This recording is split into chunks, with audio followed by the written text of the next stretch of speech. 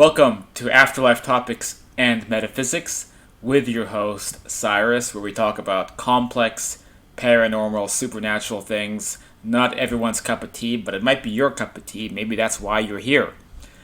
So, I heard along the grapevine that somebody somewhere, possibly somebody who watches this channel, really wants a video about animals in the afterlife. And so, today I've been musing about the subject, kind of harkening back to some of my older out-of-body experiences and notes and recollections, and decided to go ahead and put together a video to talk a little bit about that subject. Probably a big subject, a lot to go over, but I'll summarize a bit for this video. Before we dive into that subject, if you haven't done so yet, or if you're new around here, I ask you to please hit the subscribe button down below. It's the big red button. You may have to be logged into your Gmail account to see it. That helps keep this channel going because YouTube de-ranks channels that don't get consistent likes, shares, even participation, comments. And so those channels sort of stay in this void where nobody will ever watch or see because that's kind of like all spoils go to the victor with YouTube. So you have to be popular to get traffic, but you can't get traffic unless you're popular. It's one of those great internet marketing catch-22. So anyway, point is, if you subscribe, share, hit the notification bell, those things will really help me to continue. So with animals and life after death and these other densities, other realms, frequencies that we go to when we die that are reported by millions of people, that have been experienced by hundreds of millions of people, and I would assume experienced by all people eventually, are there then animals in these other realms that people experience? The answer is no, because we all become orbs of light when we die. And so when you're an orb of light in this kind of like prismatic lava lamp world, how can you tell the difference between a giraffe and a gerbil? Because everything else just looks like orbs of light too. You might be able to telepathically know if it's a gerbil or a giraffe, but you wouldn't be able to tell by what it looks like because they also just look like orbs of light.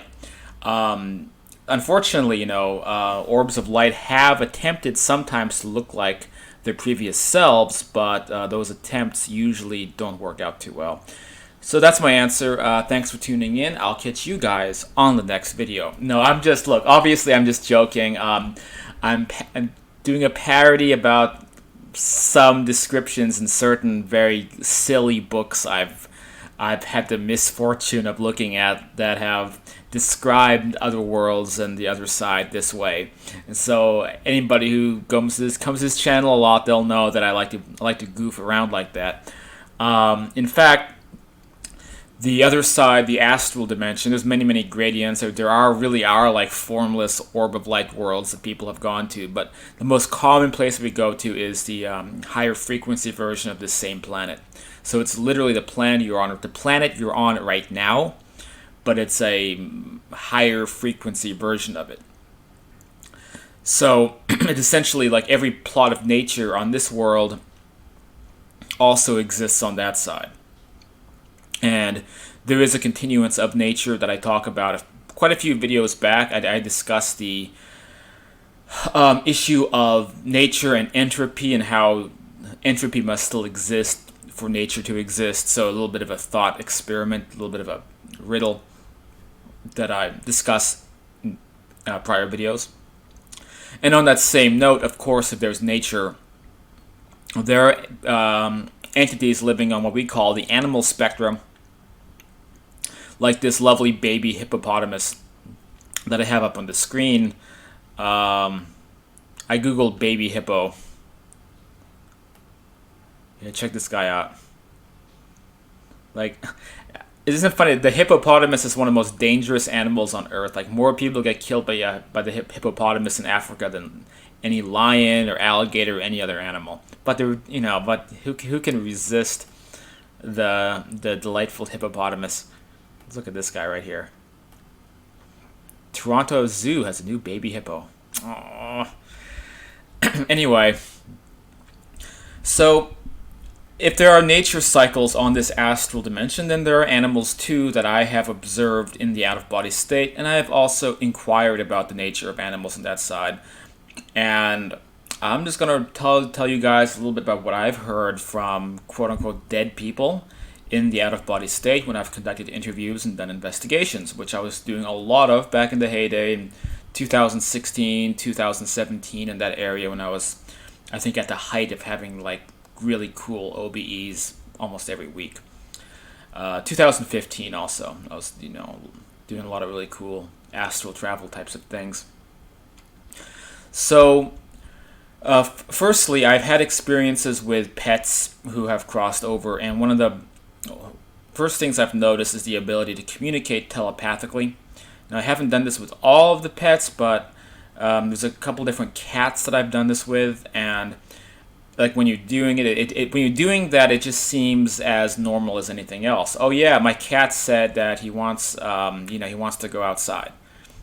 And we might say that in this world jokingly because the cat's meowing, but on that side with a pet, it might literally be the cat speaking to your mind, "Hey, can I go outside?" And the same thing could theoretically be said about any animal in that case. That at least any animal that has developed itself to the point where it can do that type of thing. When an animal has, I guess you could say, evolved itself, on a conscious level to that point, then it's likely to begin behaving like a human. And for all we know, parts of its group soul, I guess you could call it, are now incarnating as humans, or the quote like higher density life forms like humans or anything else that can operate on the level that we can operate on. But before an animal gets to that point, it may exist inside the nature cycle. And so this might make some people angry, but I'm not here to push an agenda. What I am is a journalist, right? So my original formal education in school was journalism back at the University of Arizona.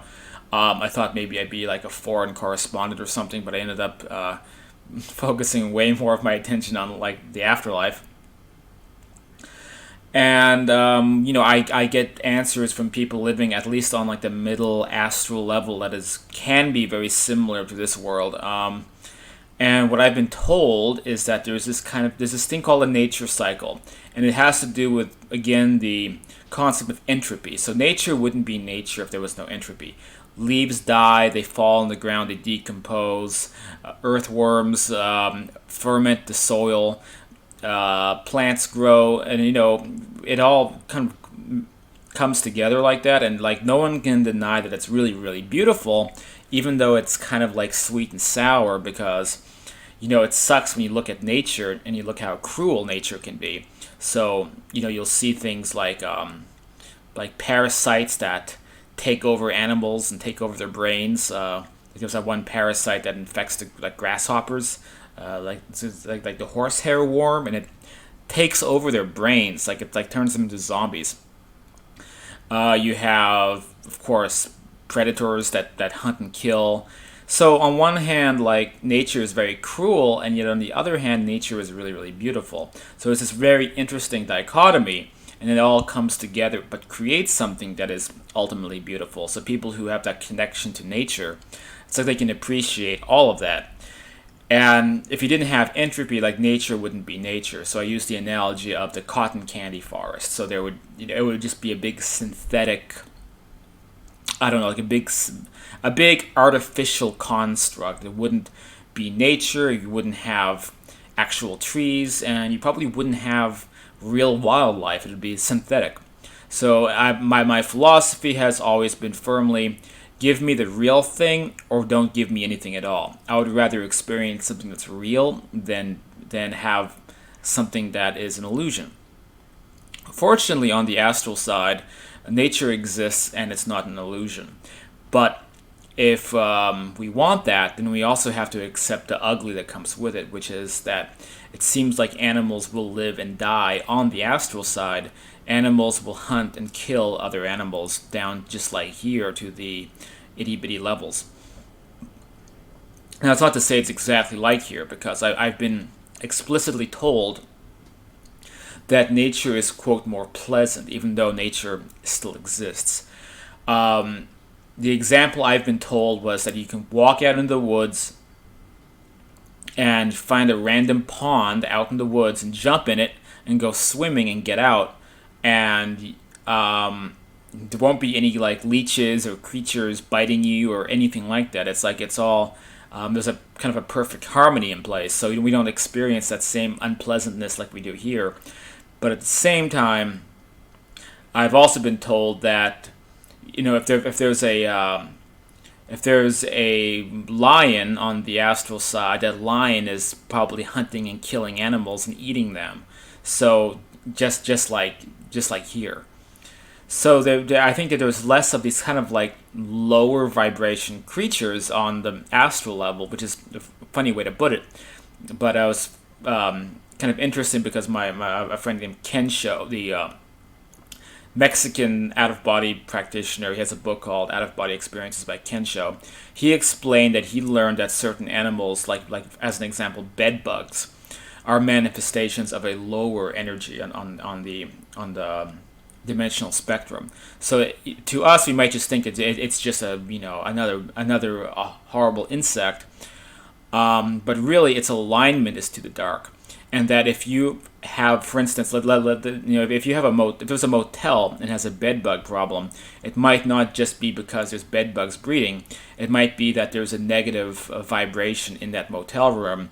Maybe it's some seedy motel where people get murdered and people take prostitutes back to. And I think we've all seen or felt or experienced motels like that have like this dark presence, and that if you're in a location with a dark presence, it's more likely to attract negative vibrational entities like bed bugs.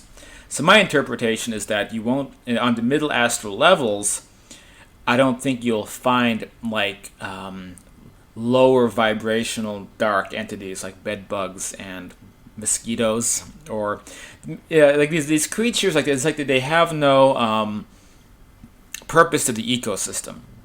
Like mosquitoes have no purpose to an ecosystem. They like scientists they want to find ways to make mosquitoes go extinct, and they try to develop genetically modified viruses that would specifically target mosquitoes so they could eliminate mosquitoes from the planet and then get rid of diseases like malaria.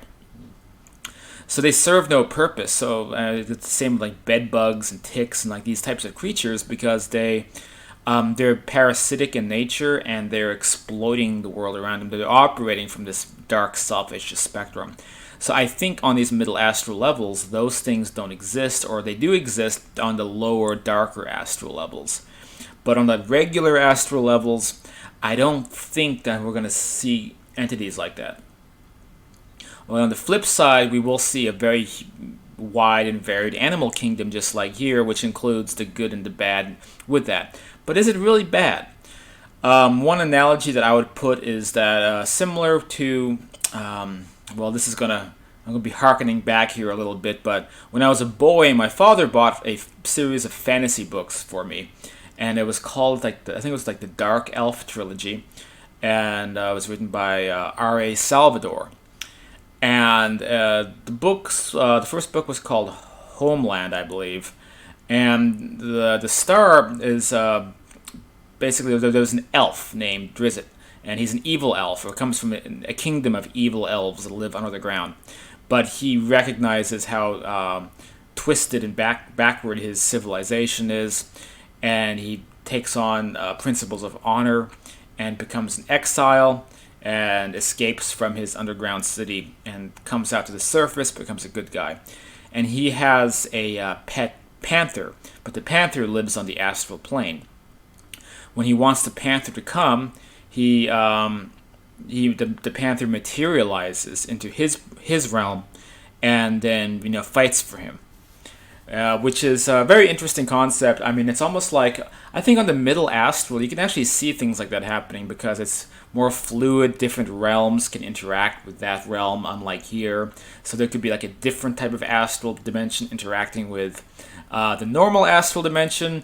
And when I read fantasy books, I almost feel like some of them are inspired by what could be like potentially real stuff happening on this kind of one spectrum higher dimension than the one we're in now.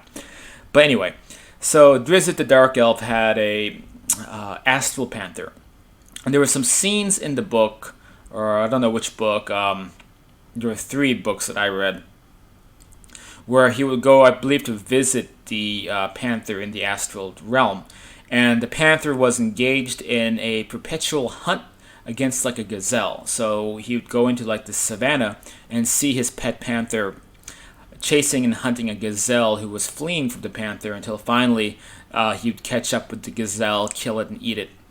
And then after the gazelle was dead, eventually the gazelle would come back again and return to the whole cycle all over again. And it was a celebration of nature and the hunt, and the gazelle wanted to be participating in it. The panther wanted to be able to participate and hunt the gazelle, and so like the panther and the gazelle were best friends, even though the panther like every day would hunt and kill and eat it, and then the gazelle would come back. So very, very interesting scene that was in that book I read when I was a boy. And I have to wonder sometimes if some of these authors really are getting information from like that side, because that's almost like a good analogy. So, we can't judge animals if they're hunting, killing, and eating each other. And on the middle astral levels, while I do believe at this point that there is life and death on that side, I don't. It's not like this hard and fast thing like it is here. An animal dies, it belongs to a group soul of many, many animals in that group, and it just comes back again as a new animal. And it's a simple matter of just coming back. So it's not it's not like we've attached this big terrible thing to the concept of death here in this density. We've made death so scary.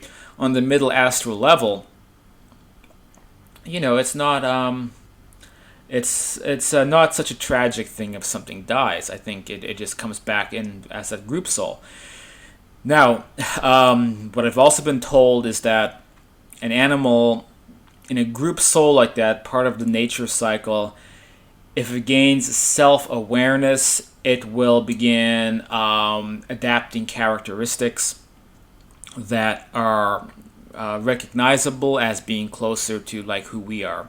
As an example, talking to a pet cat telepathically, talking to a pet dog, like that's an animal that has quite sufficiently developed itself, probably by being exposed to humans. But it could happen, I'd assume, in any nature cycle with any animal. That animal begins to gain a higher level of individual awareness outside of its group soul collective. And as it gains more and more awareness, the animal may begin to fit in less and less with its pack, and may begin to desire to be around higher spectrum entities, humans and whatnot, that begin, have the ability to share its similar powers of thought and consciousness. So it's very likely that you were an animal in a quote past life. That is to say, your group soul could have been in the animal kingdom before it entered the human kingdom. Let's say you have 20 people in your group soul, so you have 20 incarnations going on. Once upon a time, that could have been 20 coyotes living in the desert. And before that, it could have been 20 frogs, it could have been 20 amoebas. At some point, these lesser evolved organisms that belong to these early types of group souls gradually developed in consciousness levels, and then entered different species, entered different bodies to best accommodate that increase in the consciousness spectrum. So an animal may, like this great baby hippo here, an animal may, as it gains in awareness, gains in consciousness levels, will become closer to who and what we are. At that point, it's no longer going to be subject to a nature cycle. It's no longer going to die like it would in a nature cycle. At that point, because it can use its consciousness to just keep itself alive, which is what I've been told on the astral side. So on the middle astral level, while your semi-physical astral body could be destroyed It's not going to destroy your consciousness or cause you to, just reset into a new form. You'll probably just have to reform a new body. Maybe some guides will help you, whatever. So you don't really die because your consciousness is always around. So the same thing with an animal that's evolved. So if Boo Boo, the baby hippo here, is evolved to that point where it has a high level of individual conscious perception, then Boo Boo, the baby hippo, let's say gets eaten by a crocodile. It's not a big deal at that point because Boo Boo, the baby hippo's mind is more powerful than that happening, and he'll just teleport away or reform into a new body and be right back to business as usual, just like what would happen to a human living on the astral plane. So essentially, when an animal has developed itself enough, you'll know it because it's interacted with you, speaking to you, and is fully conscious of you, just like a human would. And then some animals on that side are like that. All information that I've been told when I've asked people about animals on that side through out-of-body experiences. But don't take my word for it. Do your own research, and also look into what mediums say. Look into what physical mediums say. And I think it'll all match up pretty well. Those experiences asking people about animals on that side have basically fit in with what I've heard evidential mediums say about the animal kingdom on the astral side. And it's what I've heard physical mediums talk about. It's what I've heard, where else? Other out-of-body experiencers, they've described it in similar ways. And so it's very interesting. But I think in summary, when you're on that side, you can be in nature, and there's going to be animals out hunting other animals, living in the jungle, and it's going to be straight up nature, full of animals and critters, just like here. Go into a higher spectrum, higher level areas. I don't know, can't say for sure. I would imagine there are still animals, but they might belong to different types of groups. There might be subplanes, demiplanes. I've heard about an afterlife of dogs, like a realm of canines that where like the collective spirit of canines live in this own like pocket astral world where I don't know. I keep thinking that there's like buildings made out of bones, and there's like infinite amounts of bacon just appearing in the thin air. I don't know, but what is heaven for dogs? I've heard about realms like that too. But what I was speaking of though is basically what goes on in the middle astral, where like 90% of us go when we die. So that seems relevant. Well, hopefully this video was useful. If you liked it, please be sure to share it. And what else? Yeah, you can get involved. If you make a donation to help fund this channel, help fund future projects, and all, as well as funding the Keep Cyrus Fed while he backpacks around Asia fund. I put some money toward future projects, and some money that's donated to help keep me going for all the work I put into this. Then you can have access to Afterlife University. So that is at this point a really huge collection of classes, in-depth classes talking about many of these various subjects in a group format. They're all archived. You can listen to many hours of those classes all on the private group, and then participate yourself. So if a donation of $30 will get you in. If you're into that, there's no pressure. No one has to do this. I just it's out there for people who do want to get involved more and be patrons of this channel, patrons of the group, and support this work. So if you're interested in that, shoot me a message. If you just want to check it out for free, I let people in all the time for free to check it out too. If you want to like join one class or something, that's cool as well. And what else? There's afterlifetopics.com. We have, of course, the Facebook group. We have books on that site. And I have some more interviews coming up in different media platforms, which is cool. So I'll be posting updates about that. And I guess that's it. I will catch you guys probably coming right up on the next video. I might get another video in tonight if I can stay awake. You won't see too many more videos with this fabulous wallpaper behind me, because I'm now switching apartments here in Jakarta, Indonesia. Hopefully the next apartment will have internet as great as the internet has been here. So I'm keeping my fingers crossed. Okay, catch you guys later.